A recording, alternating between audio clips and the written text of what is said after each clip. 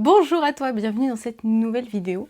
Aujourd'hui, j'aimerais aborder une question qui est probablement l'une des plus importantes. Quelle est réellement la volonté de Dieu pour ta grossesse? Parce qu'on parle de grossesse, d'accouchement, de peur, de paix, de promesse de Dieu, et on finit toujours par revenir sur cette question fondamentale. Qu'est-ce que Dieu désire réellement pour toi, pour moi? Je crois que beaucoup de femmes ont du mal à répondre à cette question, et certaines pensent que Dieu veut seulement les aider à survivre leur grossesse. D'autres pensent que la souffrance est forcément une partie du plan de Dieu, on le voit en Genèse, etc. Je t'invite à voir une autre vidéo sur le sujet. D'autres encore ont tellement entendu des récits difficiles qu'elles n'osent même pas espérer quelque chose de beau. Mais aujourd'hui, j'aimerais t'inviter à regarder ce que dit réellement la Bible. Pas ce que dit la culture, pas ce que dit la peur, pas ce que disent les expériences des autres, mais ce que dit Dieu. Parce que la volonté de Dieu ne se découvre pas en observant uniquement les circonstances, elle se découvre en regardant à son cœur.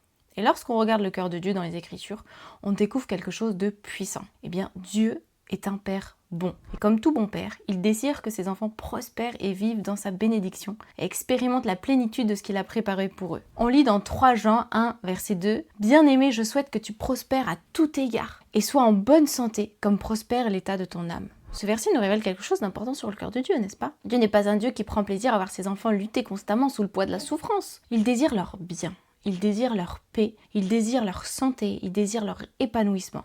Et si c'est pas la vision que tu as de Dieu, je t'invite vraiment à creuser les circonstances de pourquoi tu vois Dieu de telle et telle manière, comment a été ton propre père, etc. Parce qu'il y a vraiment des guérisons à prendre à ce niveau-là pour voir Dieu comme il est et pas au travers de nos propres filtres. On voit en Jérémie 29, verset 11, « Car je connais les projets que j'ai formés pour toi, dit l'Éternel, des projets de paix et non de malheur, afin de vous donner un avenir et de l'espérance. » Remarque que Dieu, il dit pas des projets de peur, des projets de maladie ou de malédiction, non. Il parle de projets de paix, d'espérance et d'avenir. Ça nous révèle son intention pour ses enfants. Et lorsque Jésus il arrive sur terre, il nous montre parfaitement le cœur du Père. Qu'est-ce qui se passe quand Jésus il passe à un endroit? Qu'est-ce qui se passe partout où Jésus il va? Eh bien, des personnes sont restaurées, relevées, guéries, libérées, les aveugles retrouvent la vue, les malades sont guéris, les opprimés sont délivrés et les cœurs brisés sont restaurés. Jésus n'est jamais présenté comme l'auteur d'une maladie ou d'une destruction. Jamais. Au contraire, il vient détruire les œuvres du diable et manifester la bonté du royaume de Dieu, la vérité du royaume de Dieu. Et ça, c'est essentiel vraiment à comprendre lorsqu'on parle de la grossesse. Beaucoup de femmes ont appris à considérer la douleur, la maladie, les complications comme des choses que Dieu avait forcément prévues pour elles parce que tout le monde le vit, donc évidemment ça doit être une norme, c'est normal, ou alors parce que j'ai lu Genèse et puis qu'on m'a dit que la malédiction de Ève, blablabla. Et bien pourtant la Bible nous montre que on a un Dieu qui bénit, qui restaure et qui donne la vie. Et oui, on vit dans un monde qui est marqué par les conséquences de la chute, avec des difficultés qui existent, c'est vrai.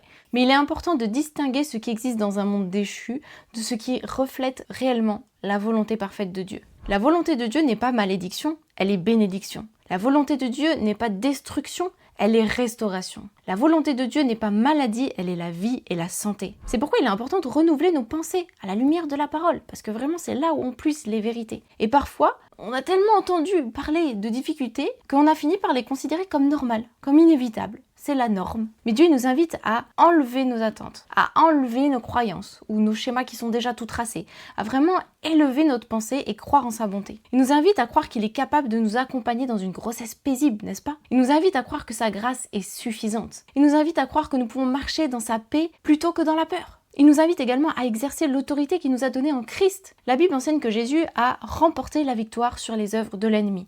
Et tu es associé toi-même, en tant qu'enfant de Dieu, à cette victoire-là. En lui, nous ne sommes plus appelés à subir passivement ce qui se présente à nous. Nous pouvons prier avec foi, nous pouvons déclarer les paroles de Dieu, les promesses de Dieu, nous pouvons résister à la peur et nous pouvons croire pour la guérison. Et nous pouvons nous appuyer sur l'autorité que Christ nous a donnée. Et cela ne signifie pas ignorer tous les conseils médicaux ou nier la réalité qu'il y a autour de nous, etc. Ça veut simplement dire qu'on peut choisir de placer notre confiance dans un Dieu qui est plus grand que toutes nos circonstances. Alors attention, il va y avoir des défis, il va y avoir des challenges, il va y avoir des choses qu'on a besoin de surmonter, de se dépasser, etc. Mais justement, cela nous amène plus proche de lui.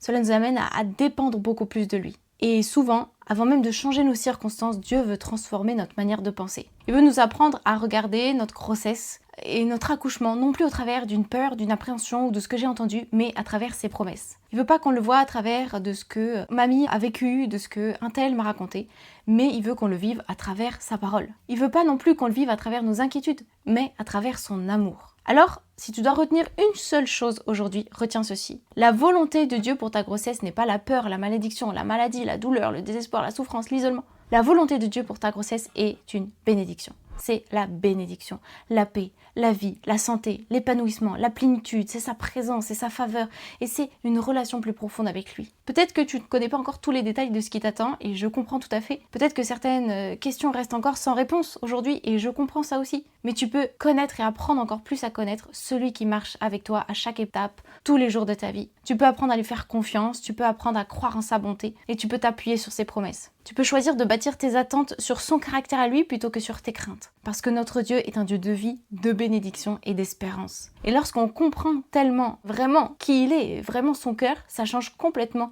notre manière d'aborder la grossesse et l'accouchement. J'espère que cette session te bénit. J'espère que ça va t'amener à aller dans les profondeurs de l'écriture, à chercher les promesses, les vérités de Dieu sur ce sujet-là. Et si tu as envie d'en savoir plus, de comprendre un petit peu plus toutes ces choses et de pouvoir vivre une grossesse paisible et glorieuse, eh bien il y a un programme qui est disponible pour toi et je t'invite à aller voir dans le lien dans la description pour en savoir plus. Je te dis à très bientôt pour une vidéo, tu es béni et reste béni.